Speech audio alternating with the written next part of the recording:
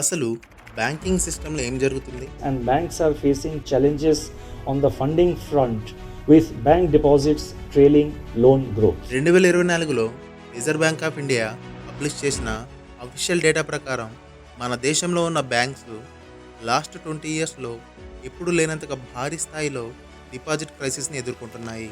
The banking system to structural liquidity issues.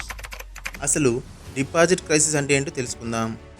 Deposit crisis అంటే బ్యాంక్లో deposit చేసే వాళ్ళ సంఖ్య రోజు రోజుకు తగ్గిపోతుంది అని అర్థం. ప్రజలు బ్యాంక్ నుంచి లోన్స్ తీసుకుంటున్నారు, ఆస్తులు తీసుకుంటున్నారు, వాటి నుంచి లాభాలు సంపాదిస్తున్నారు. కానీ వాటి నుంచి వచ్చిన డబ్బులను మాత్రం బ్యాంక్లో డిపాజిట్ చేయడం లేదు. లాస్ట్ 3 మంత్స్లో రిజర్వ్ బ్యాంక్ ఆఫ్ ఇండియా డిపాజిట్స్ని పెంచడానికి రిటైల్ డిపాజిట్స్ పైన ఇంట్రెస్ట్ రేట్స్ని కూడా పెంచాయి. అంటే దీని అర్థం బ్యాంక్లో డిపాజిట్ చేస్తే డబ్బులు ఎక్కువ ఇస్తామన్నా కూడా ఎవరు డబ్బులు డిపాజిట్ చేయడం లేదు. రీసెంట్గా వచ్చిన డేటా ప్రకారం ప్రజలు బ్యాంక్లో డిపాజిట్ చేసే డబ్బు కంటే బ్యాంక్ నుండి లోన్స్ రూపంలో తీసుకున్న డబ్బులు ఎక్కువగా ఉన్నాయి. ఇక్కడ నా క్వశ్చన్ ఏమిటి అంటే, అసలు ఇండియన్ బ్యాంకింగ్ వ్యవస్థలో ఏమి జరుగుతుంది?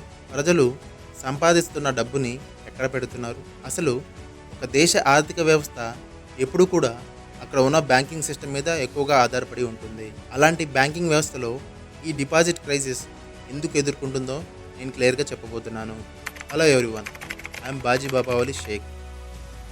అసలు ముందుగా బ్యాంకింగ్ అంటే ఏమిటో తెలుసుకుందాం, అవి ఎలా నడుస్తాయో చూద్దాం. Banking means accepting deposits from the public for the purpose of lending and investment.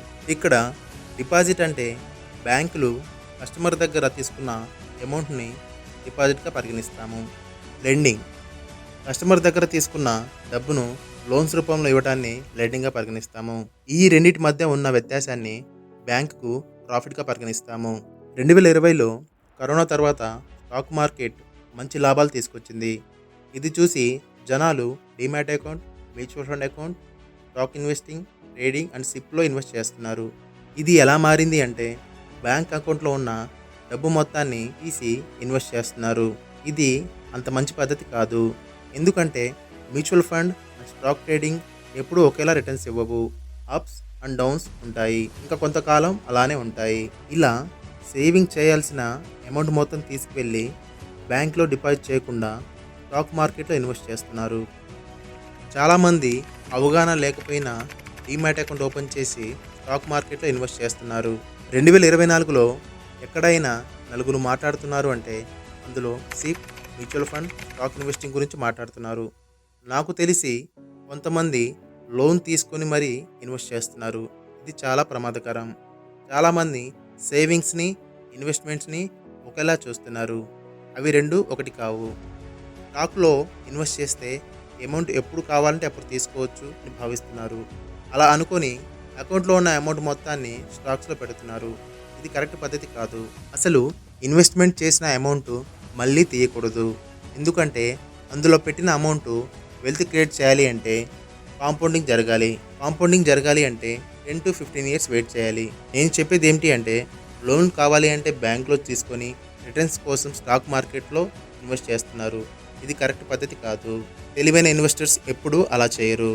ఫండ్స్ని diversification చేస్తారు. ఫండ్స్ డైవర్సిఫికేషన్ అనేది క్యాష్లో కానీ mutual fund and gold, stock invest చేస్తుంటారు. నేను చెప్పేది ఏమిటి అంటే, రిజర్వ్ బ్యాంక్ ఆఫ్ ఇండియా కూడా క్యాపిటల్ని కంట్రోల్ చేయడానికి క్యాపిటల్ ఎడిక్వేట్ రేషియోని పెంచుతూ లోన్స్ ఎక్కువ బయటకు వెళ్లకుండా చేస్తుంది. గవర్నమెంట్ ఆఫ్ ఇండియా స్టాక్లో ఇన్వెస్ట్ చేసే వారికి ట్యాక్స్ రేట్స్ని పెంచుతూ కొంతవరకు బ్యాంకులకు వచ్చేలా చూస్తున్నాయి. ఫ్యూచర్లో రిజర్వ్ బ్యాంక్ ఆఫ్ ఇండియా బ్యాంక్లో డిపాజిట్ పెంచడానికి ఏం చేస్తుందో చూడాలి. మనం కూడా కొంతవరకు ఆలోచించి ఎమర్జెన్సీ సేవింగ్ ఫండ్ని బ్యాంక్ అకౌంట్లో మెయింటైన్ చేసేలా చూడాలి. మనమంతగా బ్యాంక్ని మనం కాపాడుకుందాం. ఫ్రెండ్స్, ఇక్కడ నేను స్టాక్ మార్కెట్కి అపోనెంట్ కాను. కాకపోతే మనం తెలియకుండా చేసే తప్పుల వల్ల చాలా వరకు ఫండ్స్ లూజ్ అవుతున్నాము. హలో ఫ్రెండ్స్, ఈ వీడియో కనుక మీకు నచ్చినట్లయితే లైక్ చేయండి, సబ్స్క్రైబ్ చేయండి, కామెంట్ చేయండి. అండ్ మోర్ కంటెంట్ వీడియోస్ కోసం ఈ ఛానల్ని ఫాలో చేయండి. It's signing off Baji Babavali Sheikh.